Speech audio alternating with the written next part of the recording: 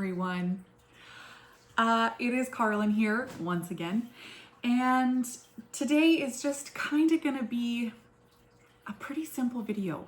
I went a little crazy on Black Friday, and I know Black Friday was almost a month ago, but I did. I went, yep. I bought a lot of new glazes, as you can see. Most of them are here. And I bought a couple other things. So I thought, why not make just a quick video on the new glazes that I bought so that you guys can maybe give me some tips on what has worked well for you, so that when I do some of my experimenting, I can throw some in there and kind of build off that.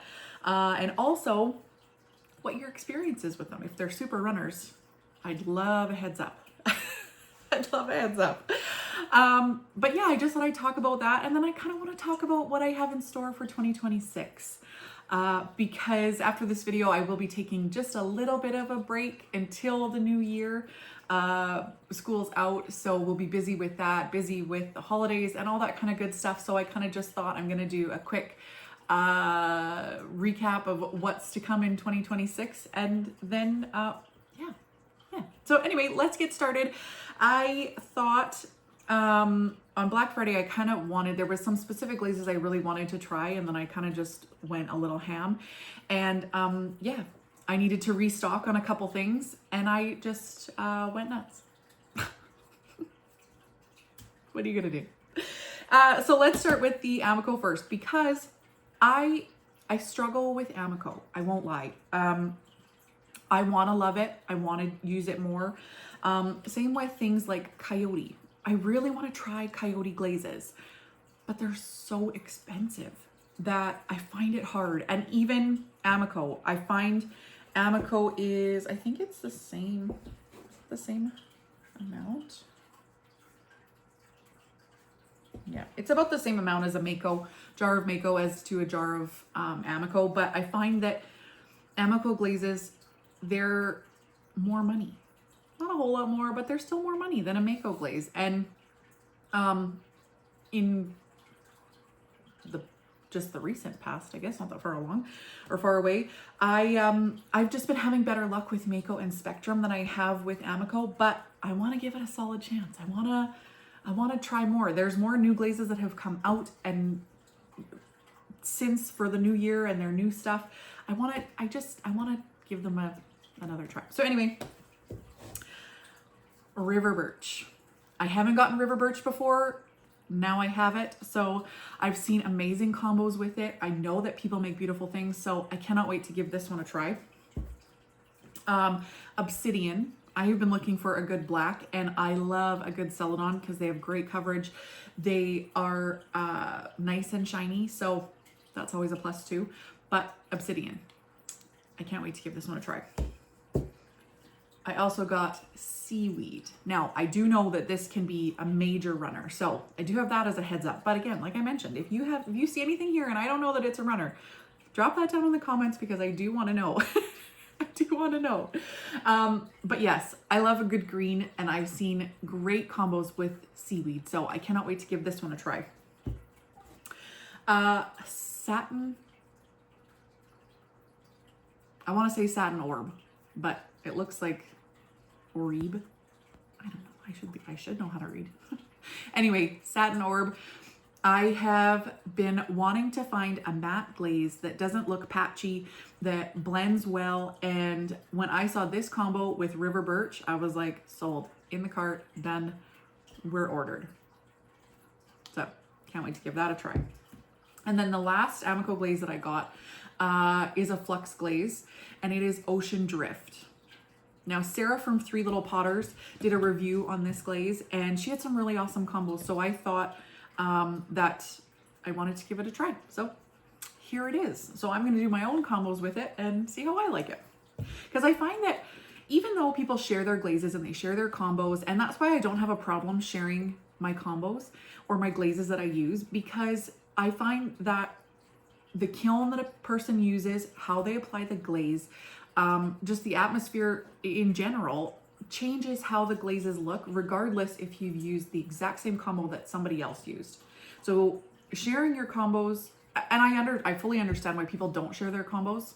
I get it, absolutely, because testing is expensive and it can be very disheartening if nothing comes out nice. So once you do find that combo that works great for you, I don't blame people for not sharing it. But in my experience, I have tried multiple combos that I've seen other people do and they never come out the same. So I don't mind sharing my glazes. Anyway, but that's just my opinion. I fully support those who don't share their combos. I fully get it, understand. So let's move on to the Mako because there's a lot of them. I got, where are they here? We'll do these ones first. I have talked about ritual glazes before. I've mentioned them before. I love the texture. I love what they do to a piece. So when I saw that Mako had finally released the bead glazes from my supplier that I usually get, shout out to the Sounding Stone in Winnipeg because you are amazing. You supply me with all of the things that I need all the time.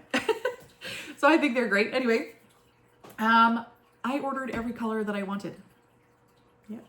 Which means I got the blue, the white, I got the turquoise,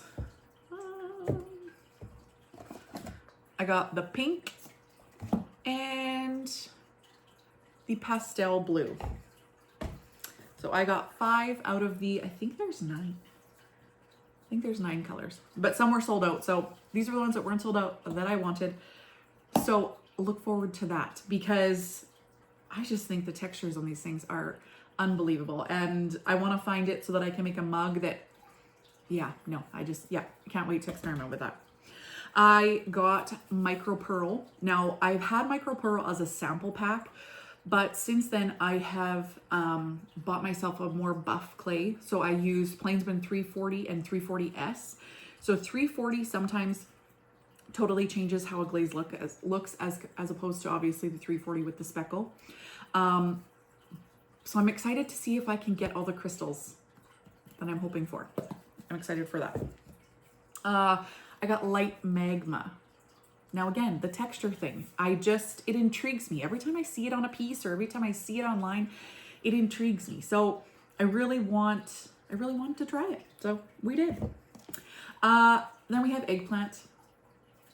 Purple is my favorite color. You'd never know because I don't make a whole lot with purple, but purple is my favorite color. And I just wanted to find something that works to make a little purple. So I thought, even though I believe eggplant is a very stable glaze, I have lots of not stable glazes. So I thought even if I put this as an under thing, it might look really pretty. So we shall see. White engobe.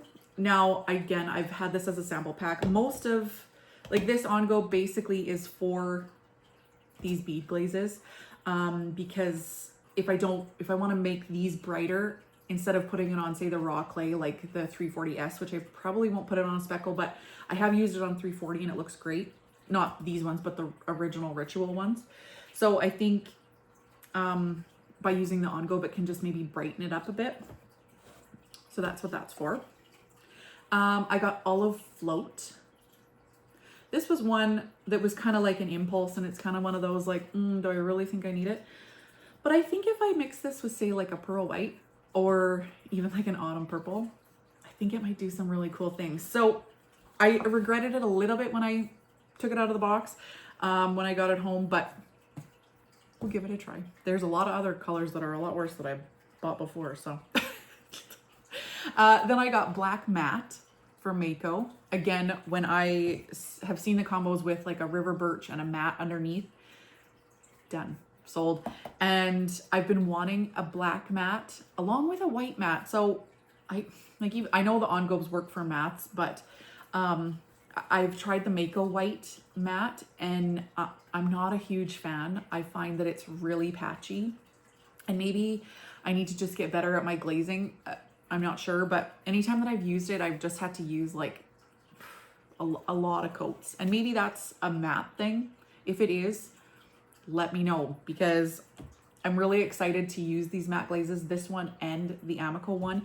So if it is a matte thing, let me know down in the comments, because I want to be prepared when I do it. Then I got Moonscape. And again, this was kind of like an impulse buy. I saw it and I was like, that looks super weird. So I put it in my cart. No, I don't know if I'm gonna like it or not. But again, it's a matte glaze again. So we shall see. Then I got Alabaster, which I'm very excited to try this because again, like most of these, I've seen some amazing combos with Alabaster, and the way that it kind of shimmers and shifts and stuff like that, I'm really excited to give this a try. So I can't wait for that. I did get Curry. So these are Spectrum now. We're done with the Mako now, I guess. So this is Curry. I don't have any yellow glazes. None. I mean, I have Tiger's Eye, which is sometimes can kind of go a little bit yellow, and I do have Oatmeal, but again, I don't use a whole bunch of Amico. But yes, I have Curry, so I'm excited. I'm excited for that because sometimes you just want to brighten it up. Plus, I'm gonna be doing vases and things like that for springtime, so I think having a nice bright color will make it nice. I did get Textured Autumn. Now, this goes into the next thing that I bought. I have been looking, when it first came out, I was like, oh, I don't really like it. I don't like how that looks, or I don't, whatever.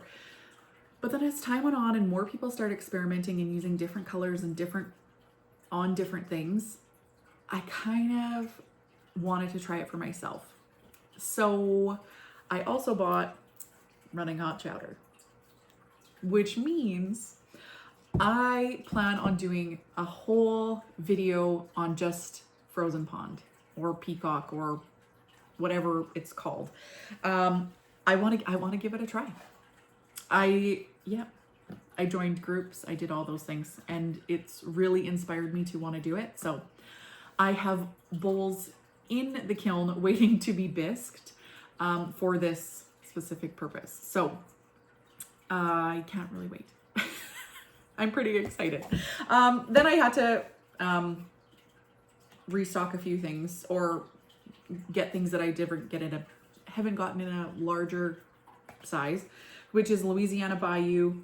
I had to restock my Fuzzy Peach, my Winter Wood, the best. I love Winter Wood. And then I had to restock Autumn Purple as well. So that's that. That is all the glazes that I got. I also bought these kiln rods from Sanbao. I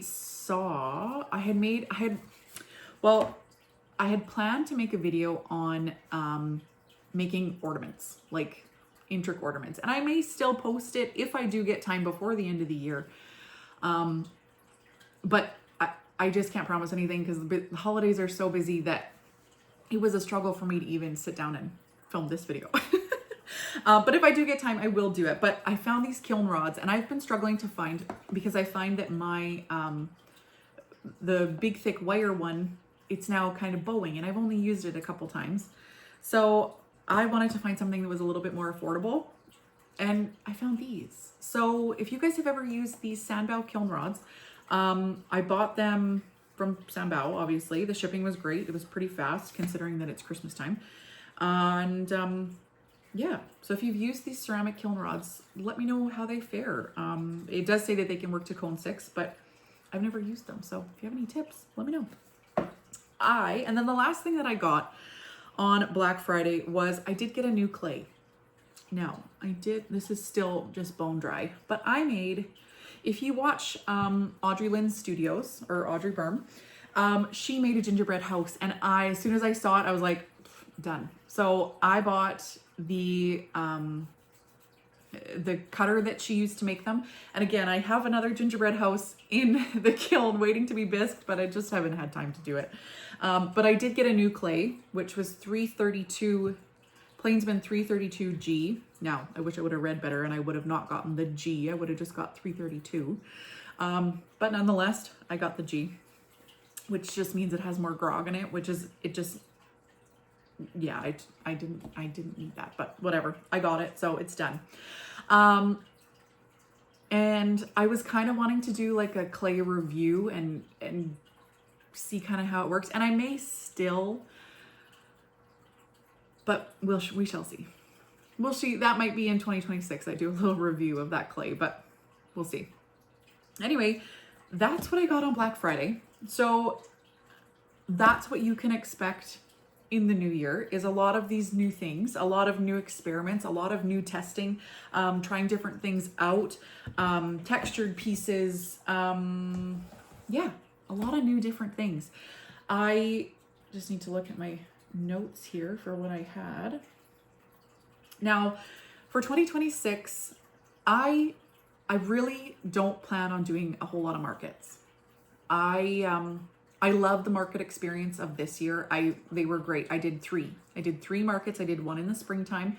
I did one in the fall right before Halloween. And then, like you saw in a vlog that I made a little while ago, I did one in November. And they were great. My experiences were not bad at all. But the fact that I want to keep this a hobby, that's too much for me. I want to focus on doing more of these videos, doing more projects, doing more creative things rather than pumping out a whole bunch of mugs, pumping out a whole bunch of stuff. I don't want to do that. Do I want to make mugs? Absolutely I do, because I love making mugs. Do I want to make little bowls? Definitely. But do I also want to focus on doing more sculptural pieces, building up some of my skills? Yes. So that's what I think 2026 is going to be about, is going to be skill building, doing more sculptural things, doing more bigger projects. Pottery to the People, she does a series where she says steal from the art, like not steal from the artist, but like tries to do things like other artists. And that really inspired me to want to do more and do better and do bigger things, because some of her projects are perfect for things that I need in my home, like her making like tiles. I want to do that. I want to do that for my plant trays. So that's a video that I'm planning on making, is to see if I can make tiles and I can build on things like that, and to try to do different things like that. Come springtime, I want to do more sculptural things. I want to do more with flowers. I want to do more with the things that I really enjoy and incorporate it into pottery.